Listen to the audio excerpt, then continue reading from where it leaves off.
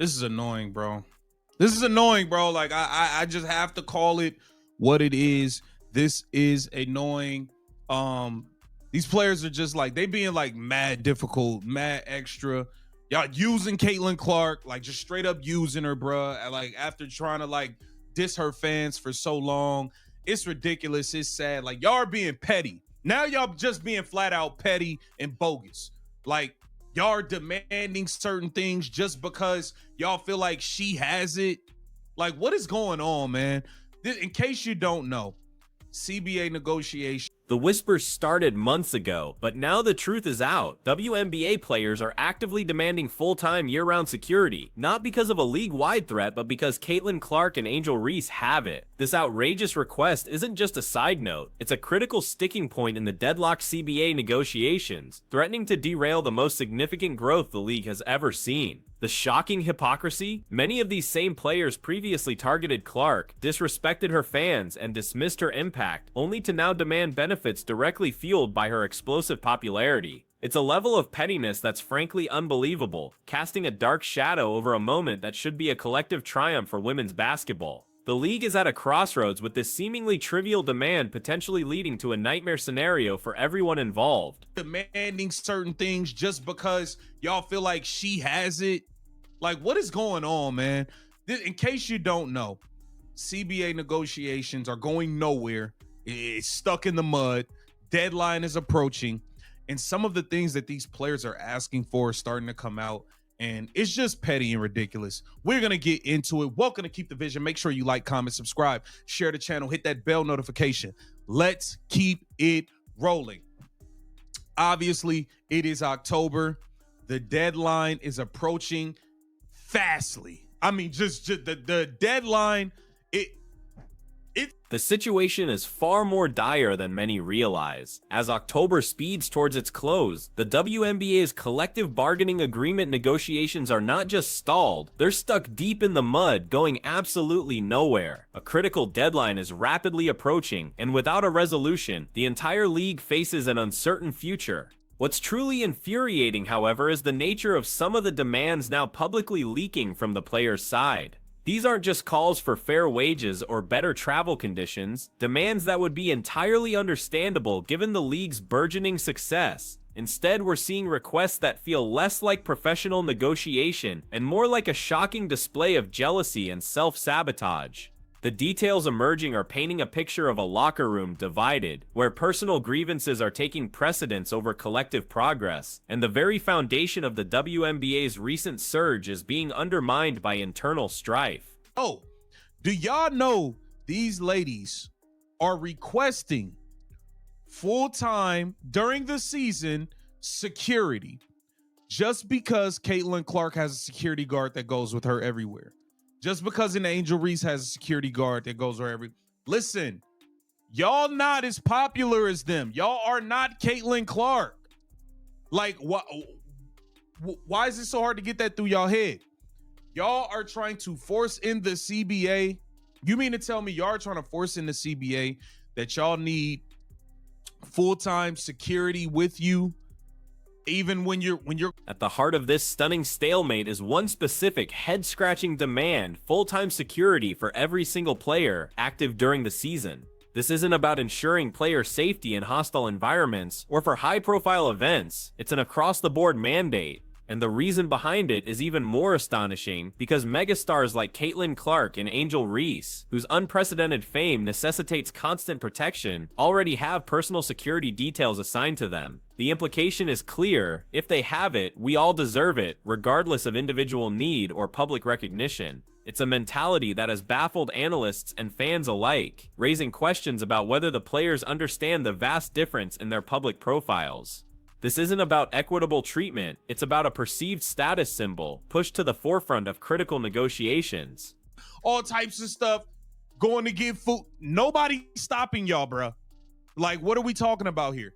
Y'all are so petty. It's so petty. Y'all so jealous of this girl from Iowa. It is ridiculous. Y'all mean to tell me part of the reason this damn CBA is being held up is because y'all are requesting full-time security like her? What are we even talking about? What are we we talking? Like, are y'all serious? Y'all serious right now? This is just being petty, being bogus. It just is what it is. It just is what it is, man.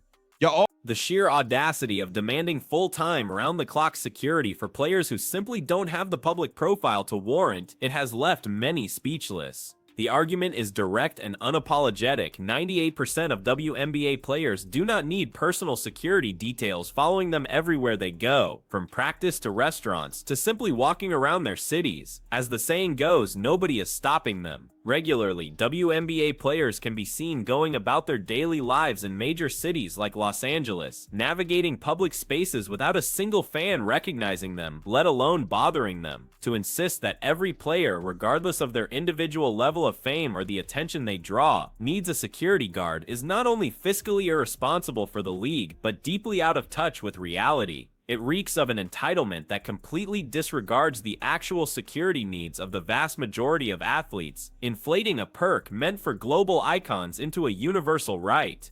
Y'all serious right now? This is just being petty, being bogus. It just is what it is. It just is what it is, man. Y'all already on private planes now because of her. Y'all already getting all types of stuff y'all wasn't getting before her. Now y'all are demanding full-time security. Like, you gotta be kidding me, man. This has to be a joke. It has to be a joke, man. I think it's sad, man. It is truly, truly sad. Let's get into this article here with some other details. And just, this kind of just shows, like, the reason y'all ask. This demand for universal security isn't an isolated incident. It's merely the latest in a series of rapidly escalating requests that seem directly tied to the Caitlin Clark effect. Before Clark's arrival, WNBA players were not traveling on private planes. Now, largely due to the massive influx of attention and revenue she has generated, private air travel is becoming a standard. These players are already reaping significant tangible benefits that were unimaginable just a few years ago. Yet instead of celebrating these monumental gains and building on them, the conversation has shifted to this baffling security demand. It begs the question, how much is enough? Where does this cycle of increasingly extravagant demands end, especially when they appear driven by a comparison to a phenomenon like Clark, rather than a genuine league-wide necessity? This continuous push for more, particularly for what many view as frivolous perks, threatens to overshadow the real progress being made. Let's get into this article here with some other details, and just, this kind of just shows, like, the reason y'all asking for a lot of this stuff y'all asking for is because of Caitlin Clark, which is crazy because y'all act so jealous of her. Y'all was targeting her, like, y'all was disrespecting her fans, telling them y'all don't want Caitlin Clark fans around, leave, and all of this stuff. But a lot of the things y'all are requesting are based upon the numbers that she brought in from her fans. It's crazy, man. It's crazy. Here it says, negotiation. Perhaps the most galling aspect of this entire situation is the searing hypocrisy emanating from the player's side. For months, even years, many within the WNBA actively targeted Caitlin Clark. They disrespected her, criticized her game, and openly dismissed her fans, even going so far as to tell them they weren't welcome around the league. Yet now, these same individuals are demanding perks and financial increases that are almost entirely predicated on the unprecedented numbers and massive market impact that Clark, and by extension her unwanted fans, have brought into the WNBA. It's an astonishing reversal, a stark display of biting the hand that feeds you, then demanding more food from that very hand. The disconnect between their past animosity and their current opportunism is not just ironic, it's a testament to a short-sightedness that could ultimately undermine their own collective future. Averaging just $84,000 annually looks tiny compared to her market impact. Clark will make only $78,000 next season, even if her games routinely sell out arenas and draw record-breaking TV audiences. All right, now here's where it gets funny.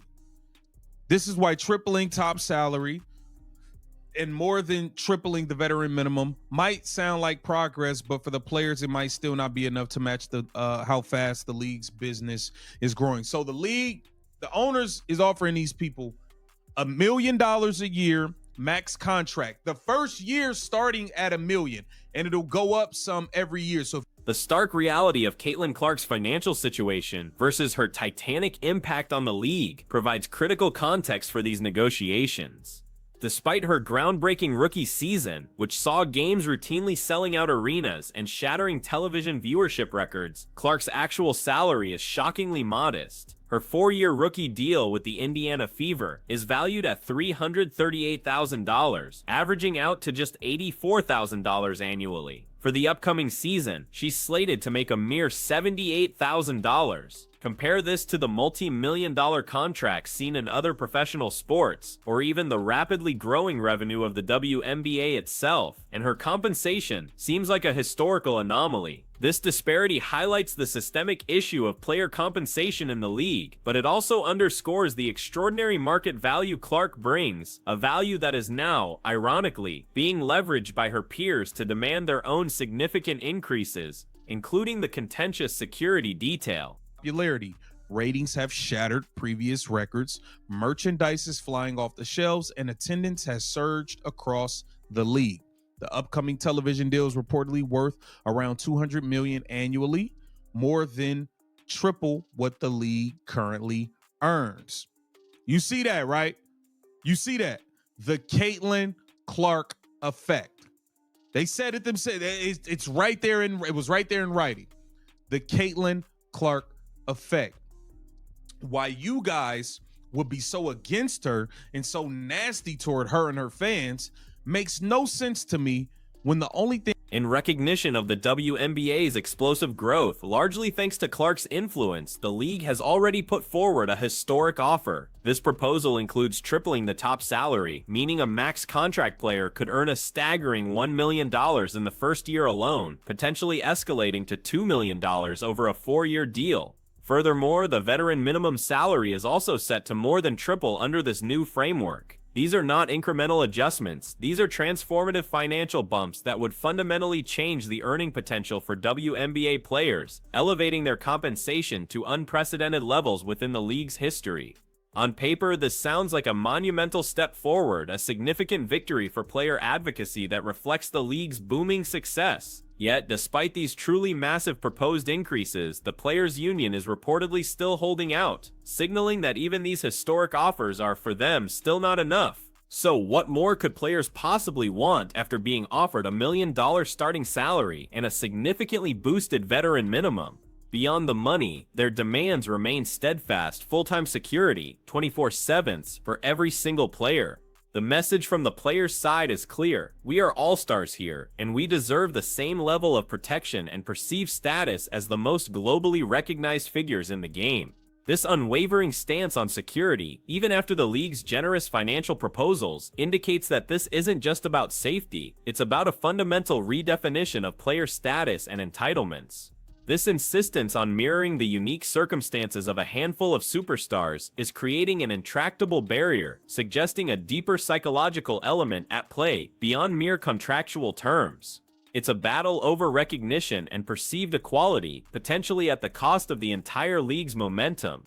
The engine driving all these unprecedented financial offers and the subsequent player demands is unequivocally what has been dubbed the Caitlin Clark effect. This isn't speculation, it's a documented phenomenon that has utterly transformed the WNBA. Her arrival has led to an explosion in popularity unlike anything the league has ever witnessed. Television ratings have not just improved, they have shattered previous records, reaching audiences that were unimaginable just a year ago. Merchandise, from jerseys to team apparel, is flying off the shelves at an unprecedented rate. Crucially, attendance has surged across the entire league, not just for Clark's Indiana Fever, but for every team that hosts her. This ripple effect of newfound attention and consumer engagement is the undeniable force that has positioned the WNBA on the cusp of a golden era, creating a windfall of revenue that is shaping every aspect of these contentious negotiations. The financial magnitude of the Caitlin Clark effect is truly staggering, extending far beyond ticket sales and merchandise. The WNBA is currently in negotiations for new television deals, and the figures being reported are nothing short of monumental. These new media rights are reportedly worth around $200 million annually, a figure that would more than triple what the league currently earns. To put that into perspective, this isn't just a slight increase, it's a seismic shift in revenue generation, pouring hundreds of millions of new dollars into the league's coffers each year. This massive surge in media value directly reflects the soaring viewership and mainstream attention Clark has brought. It's a financial tidal wave, promising a future of unprecedented resources that could elevate the WNBA to new heights of professionalism and player compensation, if only the collective bargaining process can navigate these internal hurdles. The long-term financial projections for the WNBA paint an even more astonishing picture, cementing the league's trajectory towards becoming a major force in professional sports. Analysts at the Low Project predict that the league's total revenue will surpass an incredible $1 billion in 2025. This isn't just ambitious, it's a testament to the dramatic, rapid expansion of the WNBA's market footprint and commercial appeal. With such colossal growth on the horizon, the proposed salary increases, while historically significant, naturally feel less revolutionary to the players. The sheer scale of money now flowing into the game means that even substantial raises might not fully reflect the financial reality, fueling the players' desire to capture a larger share of this burgeoning wealth. This financial boom provides both the opportunity for unprecedented prosperity and the powder keg for intense high-stakes negotiations. Given the projected billion-dollar revenues and the triple-digit million-dollar TV deals, it's understandable that players are pushing for more than just increased base salaries. They are now actively advocating for a more player-friendly revenue-sharing model. This isn't about demanding fixed salaries, it's about a structural change that would allow them to benefit directly and proportionally as the WNBA's financial success continues its exponential climb. This shift in focus indicates a sophisticated understanding of the business side of sports, recognizing that simply raising contract values might not capture the full extent of the league's burgeoning wealth. While the demand for universal security remains contentious, the call for a better revenue-sharing model represents a more fundamental and arguably more legitimate effort by the players to truly align their financial interests with the league's skyrocketing trajectory, ensuring they aren't merely bystanders to the unprecedented growth. As the October 31st deadline looms ominously closer, the pressure on both sides of the WNBA negotiations is reaching a fever pitch. Without a new collective bargaining agreement in place, the league faces a very real and increasingly likely possibility of a work stoppage. This isn't merely a theoretical threat, it's a looming nightmare scenario that could have catastrophic consequences for the WNBA at its most critical juncture. Every passing day without a resolution inches the league closer to a self-inflicted wound, jeopardizing the very momentum that has taken decades to build. The urgency is palpable, with the fate of an entire professional sports league hanging precariously in the balance, threatened by an impasse that seems rooted in both legitimate demands and incredibly short-sighted ones. A work stoppage at this precise moment would be nothing short of a catastrophe, a nightmare scenario that could undo years of hard-won progress. The WNBA is finally, after decades of fighting for recognition, basking in an unprecedented spotlight of mainstream attention. Fans are flocking to games, television audiences are at record highs, and cultural relevance is at an all-time peak. To halt operations now, to silence the buzz and alienate this newfound audience, would be an act of profound self-sabotage. It would send a devastating message to partners, sponsors, and most importantly, the millions of new fans who have just discovered the excitement of women's professional basketball. The league is teetering on the edge of becoming a truly dominant force in the sports landscape, and a work stoppage could send it spiraling back into relative obscurity, wasting the golden opportunity gifted by players like Caitlin Clark.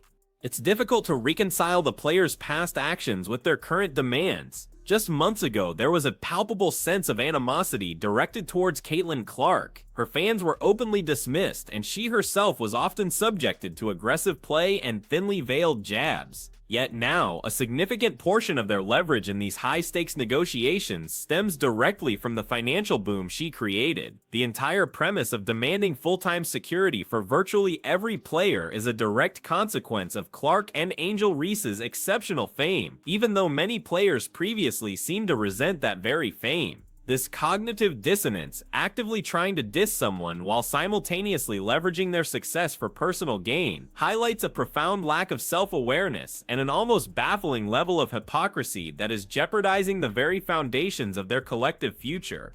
Let's be clear, a small select group of WNBA players genuinely command a level of celebrity that necessitates dedicated security. Names like Caitlin Clark, Angel Reese, Ajay Wilson, and Kelsey Plum are recognized everywhere they go, facing constant public attention. Perhaps a dozen, to be generous, fall into this category. For these athletes, full-time security is a legitimate and necessary measure for their safety and peace of mind. However, to extend this requirement to the vast majority of players, the 98% who can walk through public spaces unrecognized, is an unwarranted and extravagant overreach. It dilutes the genuine need for security and transforms it into a broad, self-serving demand that appears to stem from a place of envy rather than actual vulnerability.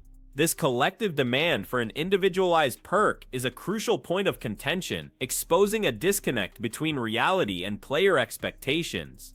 The underlying current of jealousy and perceived injustice against Caitlin Clark has become a toxic force within the WNBA. How could so many players and elements within the union be so actively against her and nasty toward her and her fans when her presence was unequivocally going to lead to unprecedented collective gain for everyone. This isn't just about financial increases, it's about visibility, legitimacy, and a permanent place in the mainstream sports conversation. Yet, instead of embracing this opportunity for unity and exponential growth, the league seems to be tearing itself apart over what many perceive as petty grievances. It's a fundamental misunderstanding of their own self-interest, an act of self-sabotage that risks squandering the golden ticket Clark handed them, all because some couldn't stomach her individual rise. This saga isn't just about money or security, it's a dramatic parable of the WNBA's growing pains and the profound challenge of navigating unprecedented success. The players are being offered historic financial packages that would fundamentally transform their lives and elevate the league's standing, all fueled by the Caitlin Clark effect. Yet, the insistence on universal full-time security, a demand rooted in perceived equity rather than actual need for the majority, is threatening to unravel everything. This perceived pettiness, the lingering resentment towards Clark, and the inability to distinguish between genuine collective needs and individual status symbols could lead to a work stoppage that crushes the league's momentum just as it reaches its zenith. The WNBA stands at the precipice of its greatest era, but the players' internal conflict over this baffling security demand could tragically push it over the edge into an abyss of lost opportunity and irreversible decline.